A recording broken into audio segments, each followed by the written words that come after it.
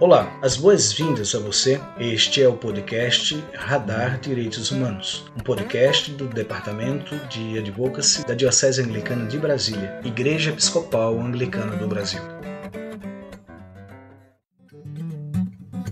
Olá pessoal, me chamo Rodrigues Piuca, sou clérigo da Diocese Anglicana de Brasília e falo em nome do Departamento de Advocacy da nossa Diocese. Dou as boas-vindas a todas e a todos vocês para o nosso episódio do podcast Radar Direitos Humanos, onde teremos a oportunidade de aprender um pouco mais e de conversar a respeito das relações entre a nossa Igreja Episcopal Anglicana do Brasil e os direitos humanos. A todas as pessoas que nos ouvem, hoje gostaria de apresentar a reverenda Tatiana Ribeiro, que é deã da Catedral da Diocese Anglicana de Brasília. Ela vai apresentar este episódio do marco temporal da proteção dos direitos aos povos indígenas e às terras a esses povos destinadas. Fiquem conosco. Não, você vai me matar. Esse é a cena. Os povos indígenas sofrendo, os povos indígenas sofrendo por defender sua terra, defender seu direito. Os povos indígenas sofrendo por defender seu direito aqui, ó. Vai me matar? Vai me matar? Filma aí que tá chamando meu filho, filma aí. Isso aqui é coisa feia, rapaz, isso é doido. Traz meu filho também aqui, ó. Traz meu filho também aqui, ó. Traz meu filho também aqui, ó. Isso é covardia, rapaz. Isso é covardia, rapaz. Covardia que tá fazendo aí, rapaz. Isso é covardia que tá fazendo aí, rapaz.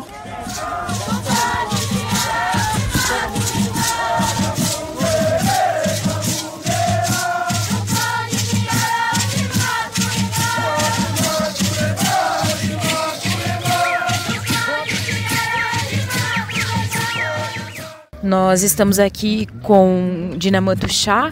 Nós vamos fazer uma conversa, um bate-papo sobre o que tem sido esses dias de luta aqui em Brasília, do acampamento dos povos indígenas na luta pela terra.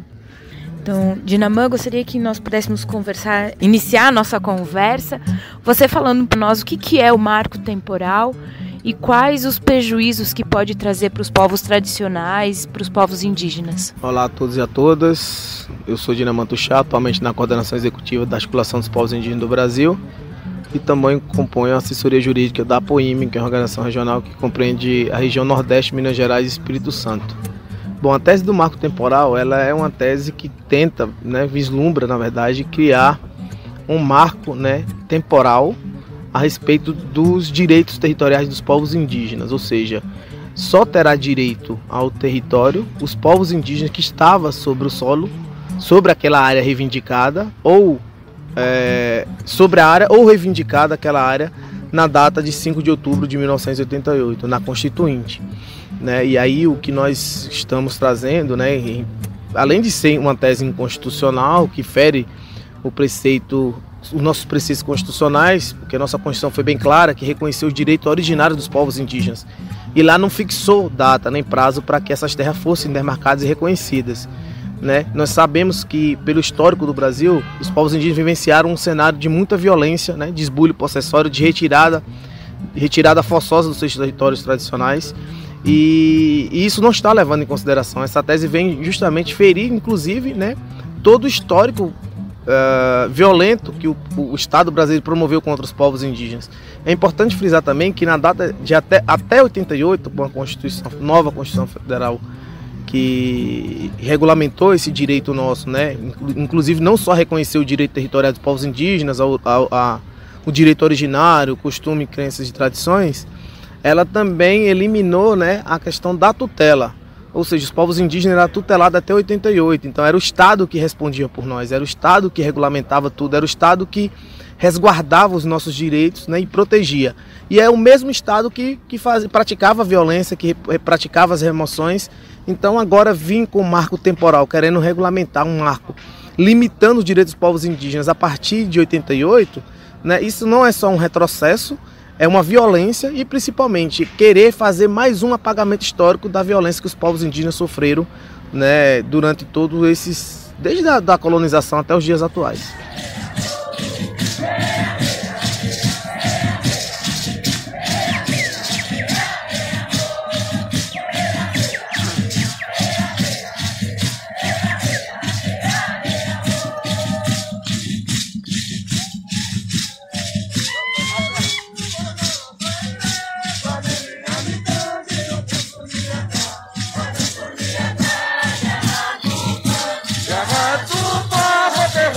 acha que a sociedade civil organizada, ela pode se engajar na defesa dos direitos das pessoas e dos povos indígenas, principalmente na luta e na proteção da terra?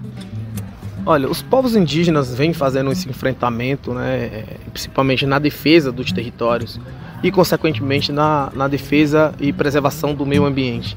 O nosso modo de vida, por si só, ela é um modo que preserva, que conserva, que protege, que tem uma relação espiritual, né? Nós temos uma cosmologia muito voltada para as questões territoriais, a gente é muito de toque, é muito de espaço, né? A gente crê em plantas, em rios, em espaços sagrados, então essa crença faz com que nós faça essa proteção de forma natural ao meio que nós vivenciamos, o meio que nós vivemos, né? E a sociedade brasileira precisa compreender que a nossa cosmovisão de mundo é diferente, mas tem um objetivo, que é proteção territorial e proteção da vida, né? E essa proteção da vida, ela precisa de mais pessoas engajadas.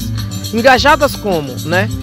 Principalmente cobrar dos governantes que demarcam as terras indígenas, cobrar de aquelas pessoas que são detentores de poderes, né? Que respeite e faça zelar os direitos dos povos indígenas, tendo em vista que os benefícios que as comunidades indígenas têm mostrado para toda a humanidade é bem maior do que o próprio capital, porque nós estamos controlando, né, as mudanças climáticas, nós estamos contribuindo, na verdade, contra as mudanças climáticas, contra o aquecimento global, e o serviço prestado por nós de forma natural tem gerado benefício para toda a humanidade. Então, essa responsabilidade de hoje que os povos indígenas já praticam de forma muito natural, ela precisa ser absorvida por outro segmento da sociedade, né? Essa proteção territorial, as questões ambientais que estão muito relacionadas com as questões indígenas, é uma responsabilidade de todos nós. Nós estamos falando do bem-estar humanitário, né?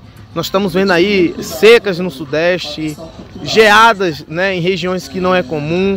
Então toda essa mudança climática se dá justamente pelo avanço do desmatamento, né, o capital sem se preocupar, o capitalismo, na verdade, sem se preocupar, né, com a sustentabilidade, e esse controle do câmbio climático ainda está perpassando dentro dos territórios indígenas. Hoje nós se somamos a 5% da população mundial, mas somos detentores de 82% da biodiversidade no mundo.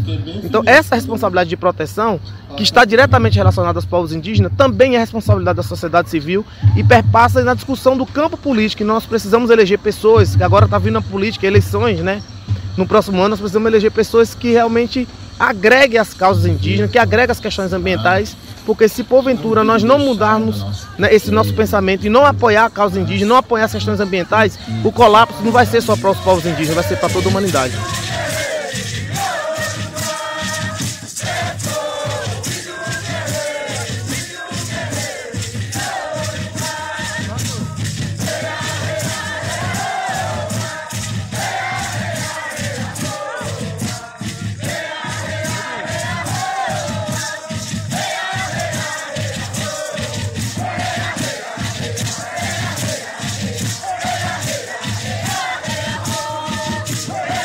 Por que o governo não adota políticas efetivas de proteção aos povos indígenas e tradicionais? Esse governo ele veio justamente com o objetivo, né, e um discurso de exterminar os povos indígenas.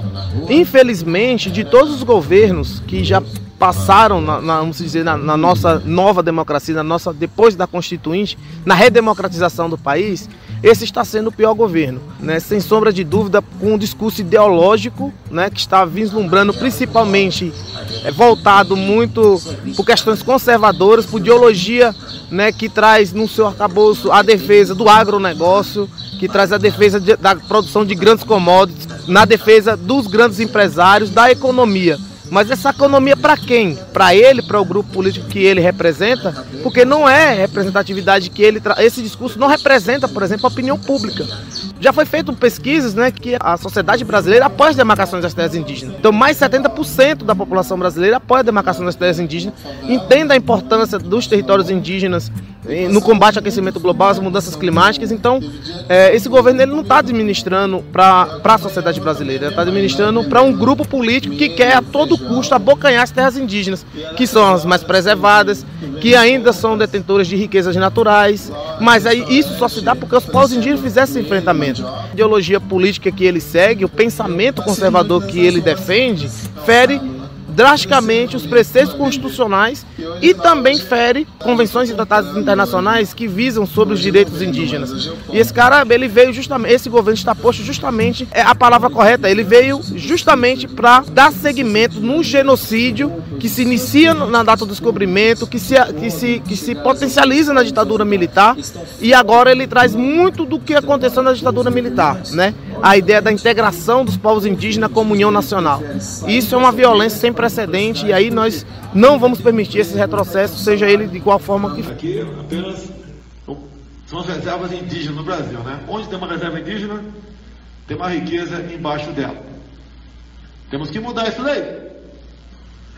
Mas nós não temos hoje em dia mais autonomia para mudar isso daí.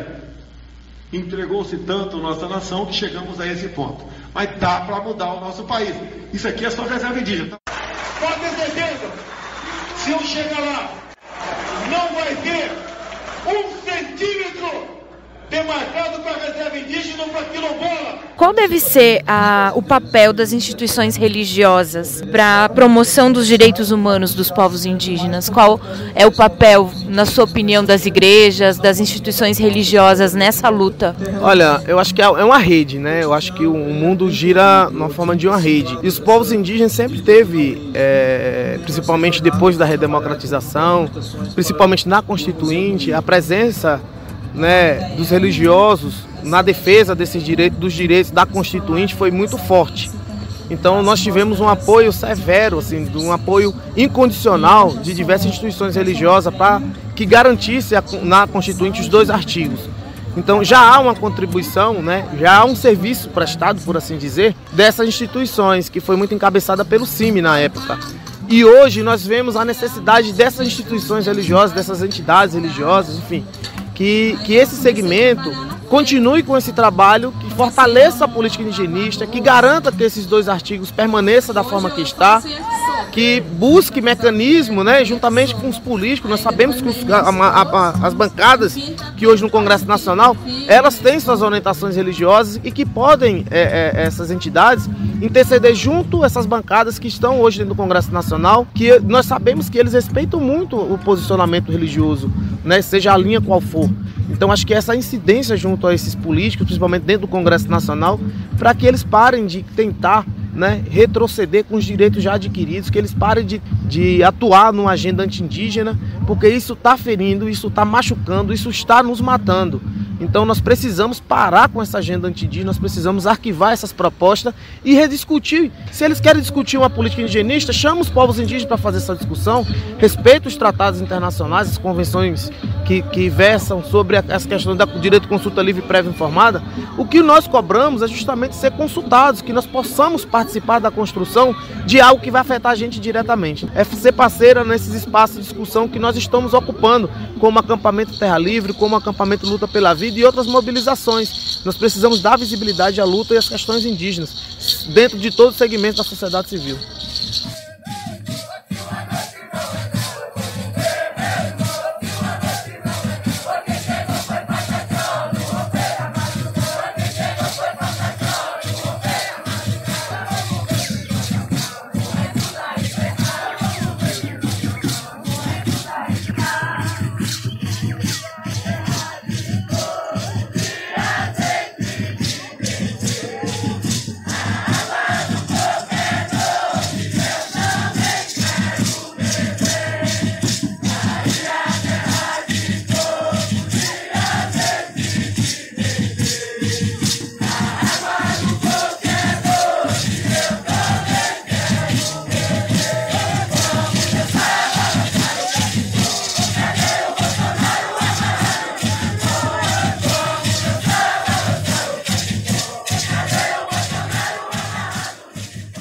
Hoje o voto do PGR, a fala dele foi muito importante, né, para essa luta e para para o julgamento que segue no dia 8. Né? Como você viu esse posicionamento dele? Qual é a importância dele para a luta? E quais são as expectativas para a próxima semana? Olha, foi um passo importante. Nós sabemos que dentro dessa conjuntura política, o PGR ele não vinha muito alinhado com as questões sociais. Isso é público e notório. E ter um posicionamento favorável dele é de suma importância para a condução do próprio julgamento em si. Apesar que ele não foi tão consistente na forma que a gente gostaria, mas deu, de certa forma, um recado positivo para os povos indígenas que o marco temporal não é o melhor caminho, que não está respeitando. Esse marco temporal ele não segue as normas que foi pensada na nossa Constituinte, dos preceitos que foram pensados na Constituinte, e deixou claro, né, que os ministros têm a responsabilidade de votar, né, contra o marco temporal. Na fala deles ficou muito evidente que deixou aberto para os ministros, mas ele sinalizou um caminho que é o caminho do arquivamento, do julgamento favorável aos povos indígenas contra o marco temporal, e nós estamos bastante esperançosos que os ministros não só vão seguir o voto do relator, que é favorável aos povos indígenas, mas também do próprio PGR, que foi contra a tese do marco temporal. Aqui na mobilização temos cerca de 175 povos diferentes, são mais de 6 mil indígenas junto com a gente. E só nesse vídeo você vê 5 etnias diferentes. Eu sou Pataxó. Eu sou Ayampi. Eu sou Soteremaué. Eu sou Cricati. Eu sou Guajajara. Viva a diversidade dos povos indígenas. Qual deve ser o papel das instituições religiosas para a promoção dos direitos humanos dos povos indígenas? Qual é o papel, na sua opinião, das igrejas, das instituições religiosas nessa luta? Olha, eu acho que é uma rede, né? Eu acho que o mundo gira na forma de uma rede. E os povos indígenas sempre teve, principalmente depois da redemocratização, principalmente na Constituinte, a presença, né, dos religiosos na defesa dos direitos da Constituinte foi muito forte. Então nós tivemos um apoio severo, assim, um apoio incondicional de diversas instituições religiosas para que garantisse na Constituinte os 2 artigos. Então já há uma contribuição, né, já há um serviço prestado, por assim dizer, dessas instituições, que foi muito encabeçada pelo CIMI na época. E hoje nós vemos a necessidade dessas instituições religiosas, dessas entidades religiosas, enfim, que esse segmento continue com esse trabalho, que fortaleça a política indigenista, que garanta que esses 2 artigos permaneçam da forma que está, que busque mecanismo, né, juntamente com os políticos. Nós sabemos que as bancadas que hoje no Congresso Nacional, elas têm suas orientações religiosas e que podem, essas entidades, interceder junto a essas bancadas que estão hoje dentro do Congresso Nacional, que nós sabemos que eles respeitam muito o posicionamento religioso, né, seja a linha qual for. Então acho que essa incidência junto a esses políticos, principalmente dentro do Congresso Nacional, para que eles parem de tentar, né, retroceder com os direitos já adquiridos, que eles parem de atuar numa agenda anti-indígena, porque isso está ferindo, isso está machucando, isso está nos matando. Então nós precisamos parar com essa agenda anti-indígena, nós precisamos arquivar essas propostas e rediscutir. Se eles querem discutir uma política indigenista, chama os povos indígenas para fazer essa discussão, respeita os tratados internacionais, as convenções que versam sobre as questões do direito de consulta livre e prévia informada.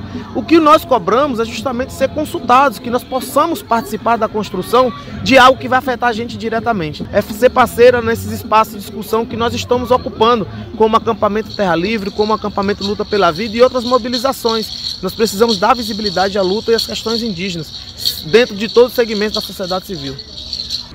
A nossa campanha de apoio, amor e solidariedade, para semear mais amor e solidariedade, também apoia este tipo de trabalho, que é o trabalho de solidariedade e de dizer não ao marco temporal. Nós somos a favor dos povos indígenas, que é o povo originário dessa terra. Não é desde 1988, é o povo de sempre dessa terra.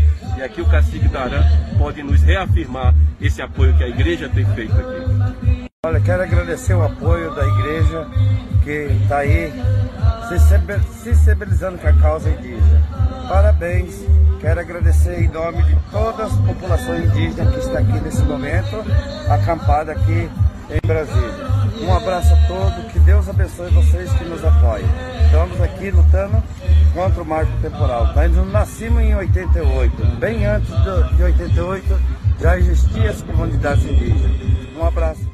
Qual seria assim sua mensagem? O Radar Direitos Humanos é um trabalho, né, da Diocese Anglicana de Brasília, da Igreja Episcopal Anglicana, que a gente vem nessa luta discutindo e levando para dentro da igreja o debate, né, de direitos humanos.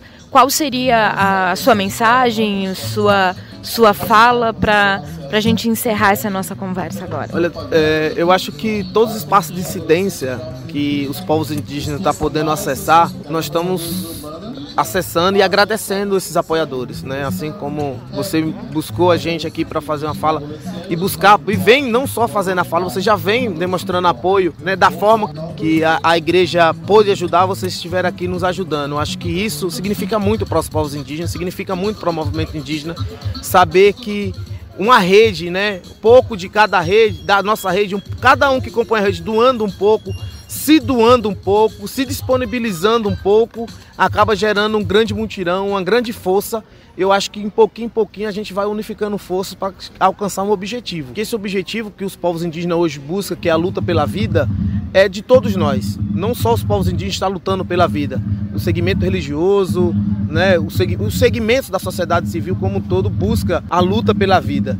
Então os povos indígenas só estão demonstrando hoje aqui a nossa resistência, a nossa luta. Mas isso só é possível porque nós contamos com o apoio de todos, é uma rede de apoiadores.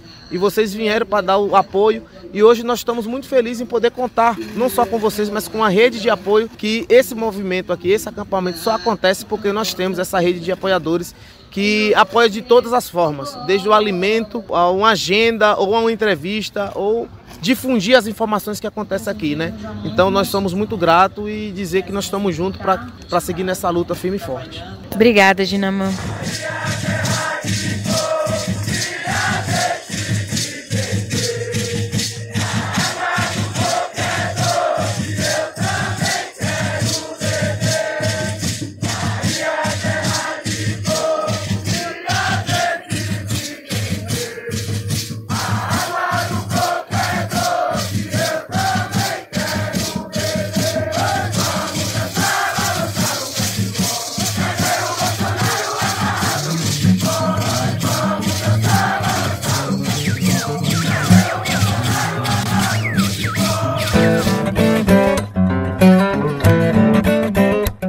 E é isso por hoje, pessoal. Fiquemos na paz e até a semana que vem.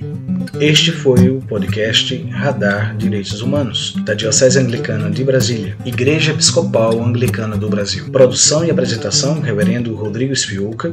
Edição do Reverendo Isaías Torquato e direção-geral do Bispo Maurício Andrade. Se você quiser entrar em contato conosco, você pode nos encontrar pelas mídias sociais, no Spotify, no Google Podcast e no agregador de podcast de sua preferência. E pelo telefone 61 3443 4305 e pela hashtag Radar Direitos Humanos. Até o nosso próximo encontro.